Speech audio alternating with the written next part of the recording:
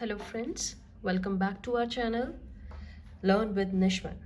So today our next topic is chapter 5th of class 10th, that is arithmetic progression. Okay, बच्चे हम 4 chapters कर चुके हैं. New chapter is starting today, that is chapter 5th. So basically इस chapter को start करने से पहले as usual I am giving you its intro. Okay, so बच्चे हमारा चैप्टर 5th है that is AP arithmetic progression. It's short form is AP. आपको कहीं पे भी एपी लिखा मिले that stands for arithmetic progression. अब कोई अगर आपसे पूछ ले एपी होता क्या है, what is AP, right? So arithmetic progression क्या होता है बच्चे? It is a set of numbers, right? set of numbers such that they have common difference. Okay, so AP basically बच्चे क्या होता है? एक ऐसी नंबर्स की सीरीज या ऐसे सेट ऑफ नंबर्स, लाइक आपको बहुत सारे नंबर एक लाइन में लिखे मिलेंगे, उन सारे नंबर्स के बीच में एक कांस्टेंट डिफरेंस रहता है. मीन्स डिफरेंस हर नंबर के बाद सेम है. For example, for you I am writing certain examples, आप समझ ला. देखिए, राइट आवर बेसिक काउंटिंग. सबसे फर्स्ट जो हमारा एग्जाम्पल है that is basic counting. Okay, कहीं से भी आप काउंटिंग स्टार्ट कर सकते हो. For example I am starting from 21, 22, 23 till like 50, right? ये एक एपी है. हाउ? आप देखो हर टर्म के बाद क्या है डिफरेंस? 1. 22, 21 में डिफरेंस कितना है? 1 का. इधर कितना है? 1 का. And same way till 1. So basic counting अगर कोई आपसे पूछ ले generally, is it an AP? Yes it is.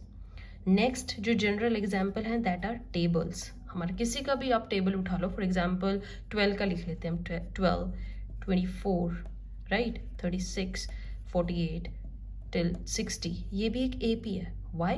Because her number के बीच में एक सेम डिफरेंस है.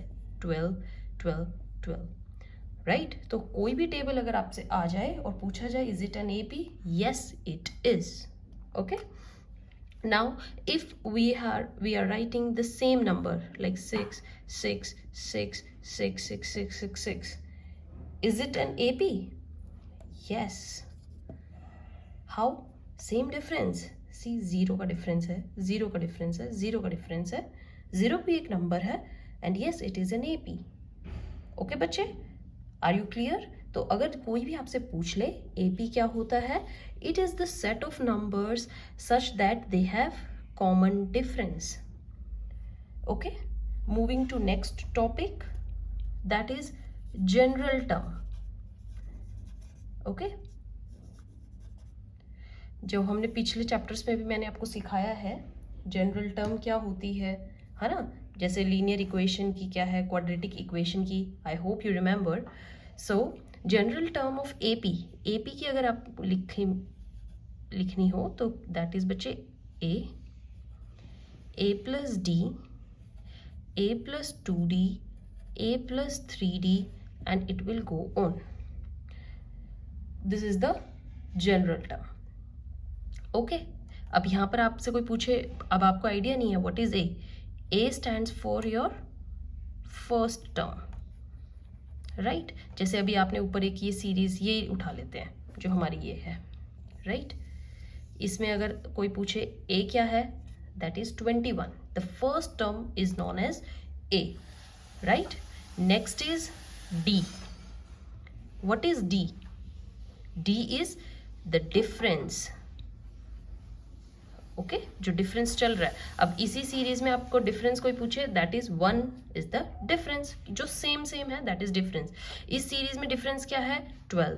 ए क्या है? 12. इस सीरीज में डिफरेंस क्या है? 0. ए क्या है? 6. Perfect, right? नाउ एक और आपके आइडिया के लिए बच्चे, जो फर्स्ट टर्म होती है, सेकंड होती हैं, थर्ड होती हैं, है ना? ये क्या होती है? फर्स्ट को कहीं पे भी आपको A1 भी लिखा मिल सकता है, A2 लिखा मिल सकता है, A3 लिखा मिल सकता है, A4. सो इनको हम ऐसे भी लिख सकते हैं. ओके, अगर कोई आपको बोल दे थर्ड टर्म तो third A3 is A+2D, right.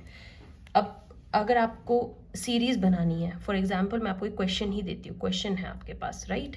किस फॉर्म में है कि suppose your A is given 5, D is 3.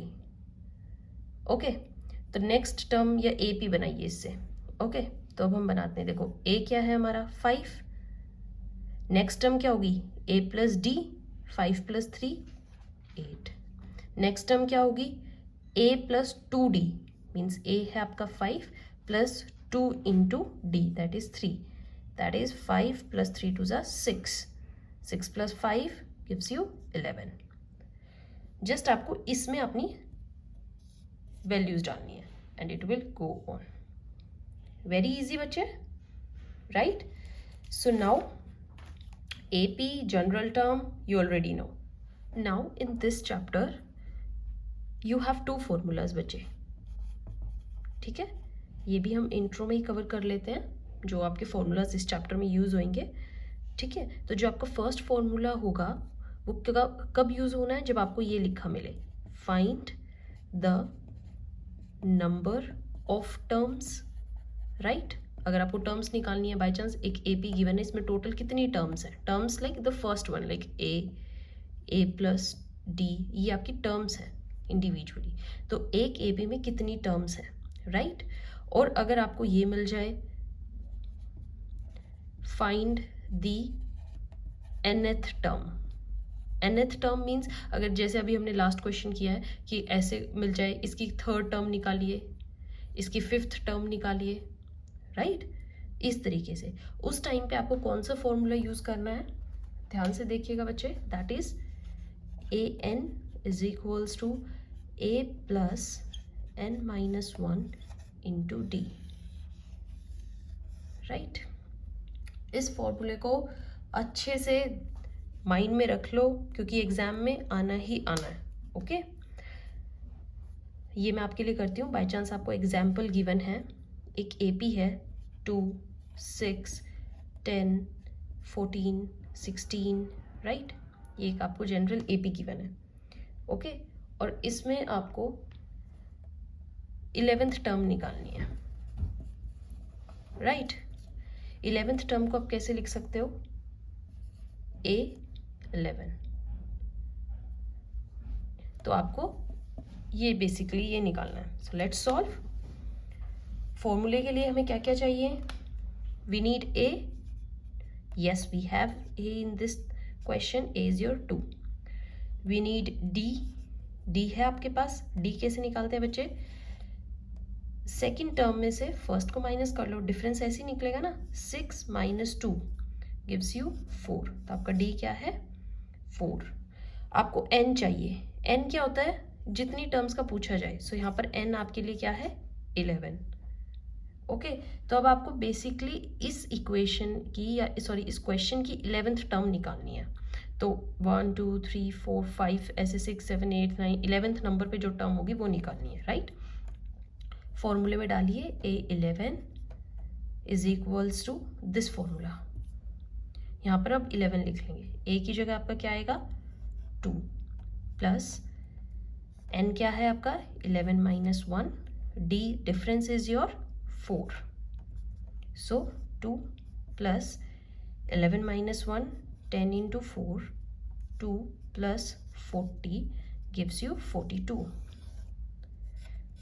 So आपकी जो 11th टर्म होगी वो क्या है 42. जस्ट ये फॉर्मूला हमने इसमें डाला है. अगर अब आपसे कोई भी क्वेश्चन आ जाए 5th टर्म निकालिए 6 निकालिए, just put 6 and 6 here. Okay, right. आपको इस इक्वेशन में इस जो भी आपकी ये बन रही है फॉर्मूला, इसमें 3 चीज़ें हैं A, N और D. कोई ना कोई आपको ज़रूर दिया जाएगा, वो आप उसमें पुट कर दीजिए, right. Now moving to next formula. Next formula says about finding the sum of n terms of AP. अगर आपको AP गिवन है बच्चे और उसमें अगर आपको बोला जाए इन सारी टर्म्स का सम कीजिए. फॉर एग्जाम्पल जो हमने लिया था 2, 5, 8 till like that, okay, till like 50 terms, 50। तो इन सारी टर्म्स का सम कीजिए। अगर आप इनको मैनुअली करेंगे तो ये बहुत लंबी कैलकुलेशन है। That's why you have an easy formula to find the sum of n terms, that is s is equals to n by 2 bracket starts 2a plus n minus 1 into d, right? This will give you sum of n terms। कितनी terms जिनका भी sum निकालना है आप निकाल सकते हो, right? अगर हम अपना प्रीवियस ही एग्जाम्पल लें, मैं आपको एग्जाम्पल के थ्रू ही समझाती हूँ। ओके, आपका लाइक क्वेश्चन है 2, 6, 10, 14 टिल ऑन, राइट? और इसमें अगर आपसे पूछा जाता है find the sum of 12 terms, okay, till 12 terms, मतलब 12 तक अगर आपको लिखना हो तो उन फॉर्मूले में डालते हैं S12, n is here again this 12 by 2, 2 into 2 फॉर्मूले में आप डालते जाइए, that is first term, plus n is your 12 minus 1 gives you 11। Difference कितना है बच्चे, हमारा क्या आया था 4। फाइन, अब हम डालते हैं 6, 4 plus 44, 6, 44 plus 4 gives you 48, and 48 into 6 gives you 288, right? So sum of 12 terms would be 288. Perfect, bache. This is all you are going to cover in chapter 5th, right? Thank you.